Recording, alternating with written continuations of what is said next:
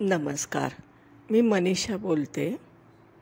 आज मला एक असं बोलायचं आहे की जीवाचा कारक आहे गुरु आणि कर्माचा कारक आहे शनी. आता आपल्या आयुष्यामध्ये शनीचे किती राऊंड होत असतील तर 3 फक्त. कारण 30 वर्ष एक राऊंड होतो आहे. 30 दुसरा टप्पा आहे 60 आणि तिसरा आहे 90. आता हे 3 राऊंड.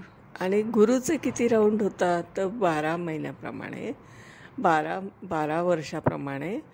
आता 12 वर्ष म्हणजे 12 पंचे 60, म्हणजे वयाच्या 60व्या वर्षापर्यंत त्याचे 12 राऊंड होतात. 5 राऊंड होतात. 5 राऊंड होतात. अशा पद्धतीने जेव्हा आपण गुरुचे 5 आणि शनीचे 3, शनीचा दुसरा राऊंड 30 आणि 30 60, तर अशा 60व्या वर्षी आपल्याला काय आढळतं तर ते बघूया आपण आता. 60 वर्षाचा एक सायकल, त्याच्या डबल केलं तर 120 वर्ष म्हणजे विंशोत्तरी दशा सिस्टीम. आता जेव्हा हे दोघं जण ट्रान्झिट करत असतात म्हणजे गोचर करत असतात आपल्या कुंडलीमध्ये, जेव्हा गुरु आणि शनी, तर त्या माणसाचं जवळपास 58 ते 60 वय जेव्हा होतं त्या व्यक्तीचं, तर त्याचं रिटायरमेंट एज येतं. म्हणजे वयाच्या 60व्या वर्षी शनीचे दुसरे राऊंड संपलेले असतात आणि संपलेले असतात किंवा संपणार असतात, आणि गुरुचे 5. म्हणजे काय होतं की या 5 आणि 2 अशा जे राऊंड होतात त्याची आपल्या लेटल चार्टवर, आपल्या जन्मकुंडलीवर, त्यावेळेस एक घटना घडत असते बघा. पहिलं आपलं सेकंड इनिंग सुरू होतं की नाही 60ला, वयाच्या 60व्या वर्षी. आणि त्यावेळेस या दोघांचे किती राऊंड झालेले असतात, गुरुचे 5 आणि शनीचा दुसरा. म्हणजे काय की जर आपण बघितलं तर 60 आणि 60 120, आणि 120 हे जो काय झाला डबल आकडा, तर आपल्याला जेव्हा सेकंड राऊंड होतो ना त्यावेळेस म्हणजे आपल्याला 120 तर आपण जगू शकत नाही.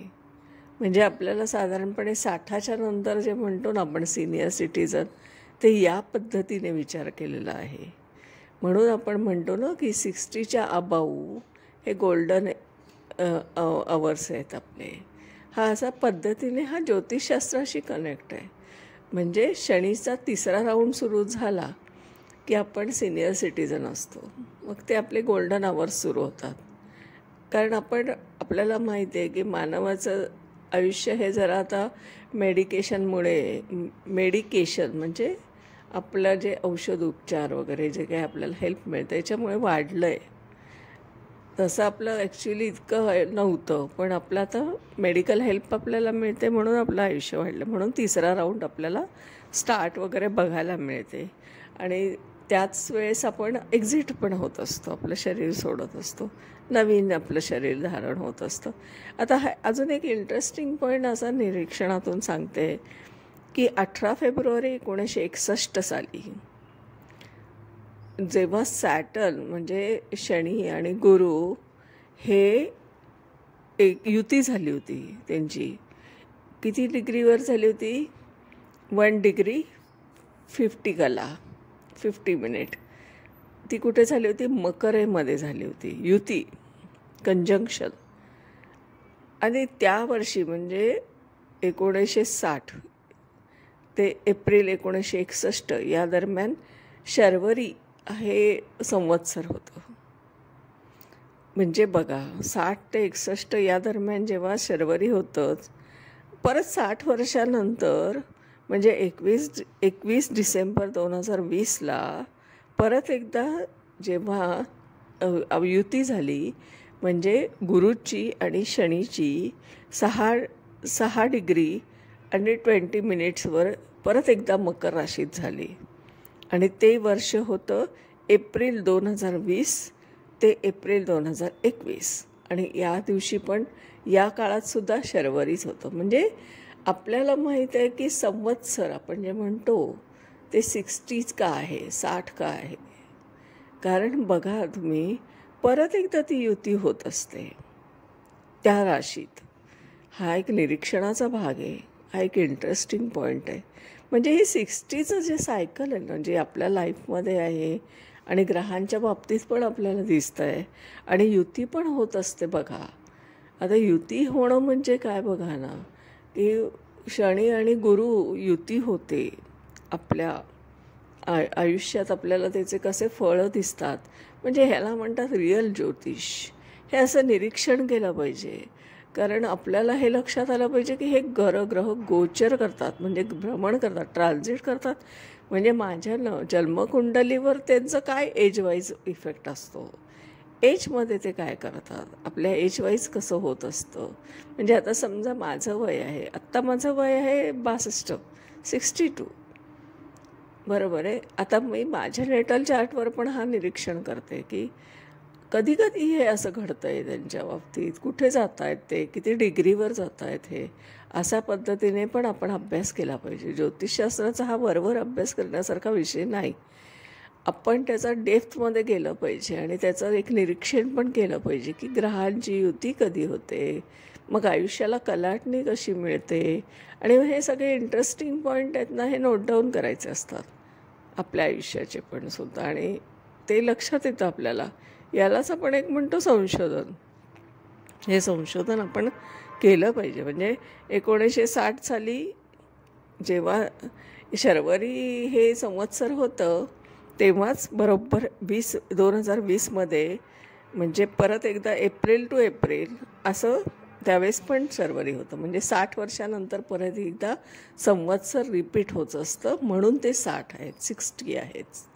आता त्याची नावं मी तुम्हाला देणार आहे, ते तुम्हाला माहिती पण आहे, ते बुक्समध्ये पण लिहिलेलं आहे. त्याच्यामुळे मी जास्त काही माहिती शेअर करत नसते, कारण ते तुम्हाला अनेक सोर्सेसमधून मिळत असतं, तुम्हाला यूट्यूबमधून मिळत असतं, बुक्समधून मिळत असतं. पण त्याच्यातलं वैशिष्ट्य सांगायला पाहिजे ना, की आपल्या आयुष्यात ते काय करतात. संवत्सर बदलतं म्हणजे काय बदलतं, आणि आपला जन्म झाला तेव्हा संवत्सर काय होतं, आणि आपल्या 60 वयाला संवत्सर काय होतं, हे जरा निरीक्षण करा, असं माझंच म्हणणं आहे. हा एक माझा आजचा भाग होता. हे माझं संशोधन आहे असं म्हणा, म्हणजे हे निरीक्षण आहे माझं. हे संशोधनाचं म्हणता येणार नाही, कारण ही तर घटना आपल्याला आकाशात घडते, ती आपल्याला ज्ञात झाली आहे, कळली आहे. ती कळते म्हणजे काही संशोधन नाही, ती कळून घेतली आहे आपण. ती घडणारच होती, मला जरी कळली नसती तरी ती ॲटोमॅटिक घडते. आपण रिसर्च कशाला म्हणतो माहिती आहे का, की जी गोष्ट आपल्याला माहिती नसते ती माहिती होते, त्याला आपण रिसर्च म्हणतो. ॲक्च्युली ती कॉस्मॉसमध्ये ती ज्ञात असतेच, म्हणजे ती घडतच असते, फक्त आपल्याला त्याची आहट नसते, चाहूल नसते, कळत नसतं. म्हणून आपल्याला माहिती आहे की बरेचसे रहस्य आपल्याला अजूनपर्यंत मानवाला उलगडलेले नाहीत.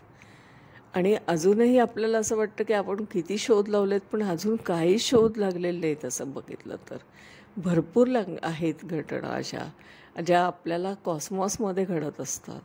पण आपल्याला फक्त निरीक्षणाची गरज आहे आणि विचार करण्याची गरज आहे. म्हणून ज्योतिषशास्त्र हे पुस्तकातून बाहेर काढायच्या उद्दिष्टाने मी हे असं माझं स्वतःचं काय जे निरीक्षण आहे ते सुद्धा तुम्हाला शेअर करते आहे.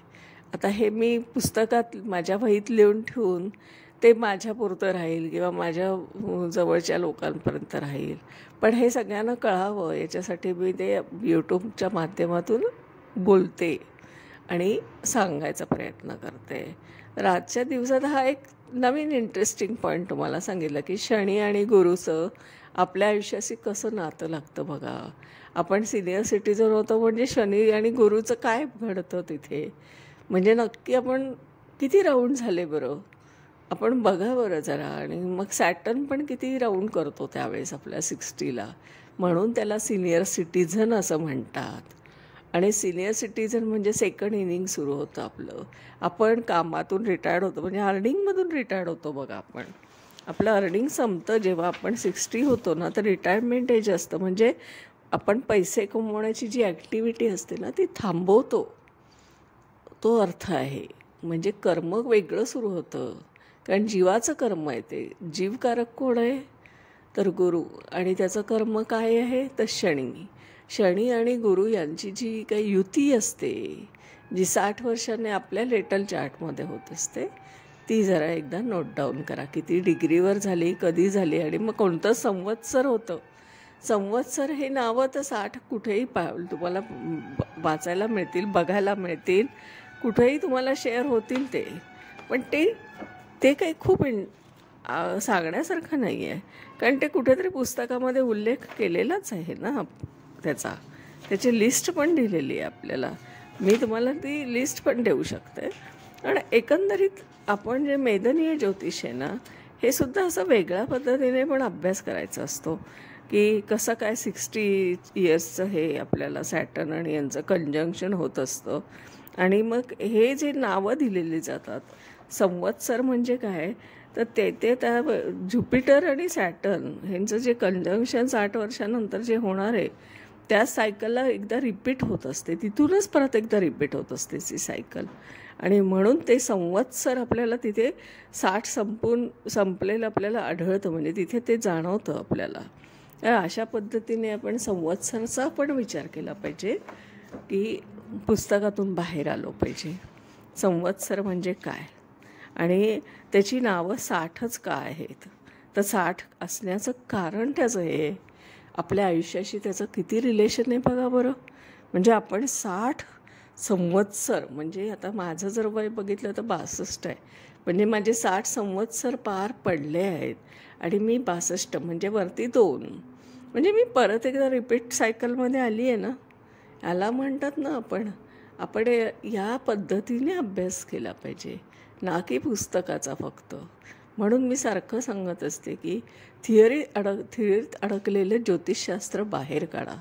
आणि ते काढण्याचा माझा आटोनात प्रयत्न चालू आहे. आटोकाट प्रयत्न करते आहे मी. आणि म्हणून मी माझं सगळं म्हणणं तुमच्यासमोर मांडलं. आजच्या दिवसात इथेच थांबूया. धन्यवाद. माझं नाव आहे सौ मनीषा प्रदीप चव्हाण. मी राहते आदित्य गार्डन सिटी, वारजे, पुणे. माझा मोबाईल नंबर आहे 9763787646. मी परत एकदा सांगते, माझा मोबाईल नंबर आहे 9763787646. माझे ज्योतिषशास्त्राचे ऑनलाईन पर्सनल टीचिंगचे क्लास आहेत. पर्सनल टीचिंग का? तर आपण पुस्तकातल्या कुंडल्या घेऊन अभ्यास करत नाही, तर तुम्ही आणलेली जी काही कुंडली असते त्याच्यावरच प्रिडिक्शन शिकवलं जातं. तुमचं आयुष्य तुम्हाला समजून सांगितलं जातं. तुमच्या आयुष्यात कोणत्या घटना आहे किंवा तुम्ही आणलेल्या कुंडलीच्या व्यक्तीच्या आयुष्यात कोणत्या घटना आहेत हे बघा. अभ्यास करणं म्हणजे असं नाही आहे की कुंडली घ्यायची आणि तिचं आपल्याला साधारणपणे किती आहे, म्हणजे तिच्यात पॉझिटिव्हिटी किती आहे किंवा प्रॉमिसेस किती आहे हे शोधणं नाही. हे आपण असं शोधतोय ना, हे ठीक आहे, एक भाग, थिअरीचा भाग म्हणूया आपण त्याचं, की त्याचं साधारणपणे वेटेज किती आहे असं आपण म्हणूया. पण हे काही ज्योतिषशास्त्र नाही, इथं थांबायचं नाही. इथपर्यंत ठीक आहे, हा थिअरी पार्ट झाला. पण प्रिडिक्शन तर आलं पाहिजे की नाही. प्रिडिक्शन करता येत नाही. कुंडली समोर आहे, आपली आहे, ती आपल्या घरातल्या कुटुंबियांची आहे, आणि आपण त्याच्याकडे फक्त पदवी मिळाल्यावर सुद्धा स्वतःची जर आयुष्याचं रहस्य कळू शकलं नाही, तर मग आपण ज्योतिषशास्त्र शिकलो तरी का, आणि काय शिकलो हा पण एक विचार करण्याचा भाग आहे ना. त्यामुळे मी प्रिडिक्शन शिकवते, आणि तेही बिलीव करणार नाही, विश्वास ठेवणार नाही, पण मी 3 दिवसात शिकवते. कारण मी तुमच्या लाईव्ह कुंडल्या घेते. तुम्ही आणलेली कोणती कुंडली घ्या आणि अभ्यास शिका. हा प्रिडिक्शन म्हणजे फलित कसं करायचं. कारण थिअरी भरून पडल्या आहेत पुस्तकांमध्ये, यूट्यूबमध्ये, क्लासेसमध्ये, वर्कशॉपमध्ये. पण प्रिडिक्शन कसं करायचं हा एक मूळ कळीचा मुद्दा आहे.